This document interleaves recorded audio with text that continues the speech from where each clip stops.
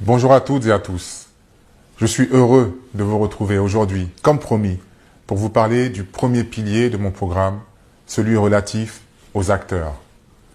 Aujourd'hui, je souhaiterais me tourner vers les acteurs qui, selon moi, sont au cœur même du développement du football et ce sont bien évidemment les présidents de clubs.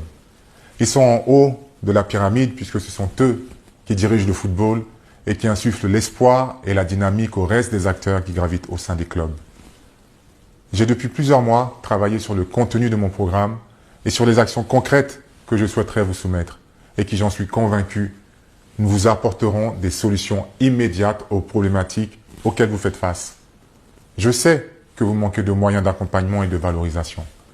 Aussi, je peux d'ores et déjà vous annoncer que plusieurs leviers sont à votre disposition par mon biais. Le transport de vos joueurs ne sera plus un souci. J'ai trouvé le moyen de vous mettre à disposition des cars pour chacun des clubs de la fédération.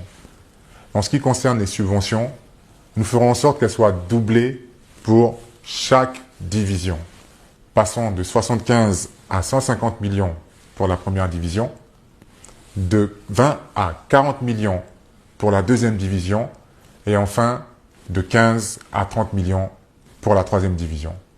Alors il me revient régulièrement que nombreux d'entre vous ont des craintes quant aux engagements qu'ils auraient pris auprès d'autres candidats. Il me revient également que des pressions sont mises à l'endroit de certains pour ne pas se rallier à ma candidature, qui pourtant est la vôtre, puisque je viens non pas pour moi, mais pour vous, pour défendre vos intérêts. Et je suis conscient que l'on me pense parfois distant et inaccessible. Je reconnais que mon agenda ces dernières années ne m'a pas permis d'être davantage sur le terrain, auprès de vous, physiquement, et je le regrette sincèrement. Cependant, je n'ai pas tari d'efforts, et je tiens à vous rassurer. J'ai su mettre à profit mon parcours international, puisque grâce à cela, j'ai gagné la confiance de nombreuses institutions et partenaires qui aujourd'hui sont prêts, de façon concrète, à me suivre dans cette belle aventure qui est celle de contribuer à l'essor du football ivoirien qui m'est si cher. Ce carnet d'adresses et cette notoriété au-delà des frontières, je voudrais humblement vous la mettre à disposition.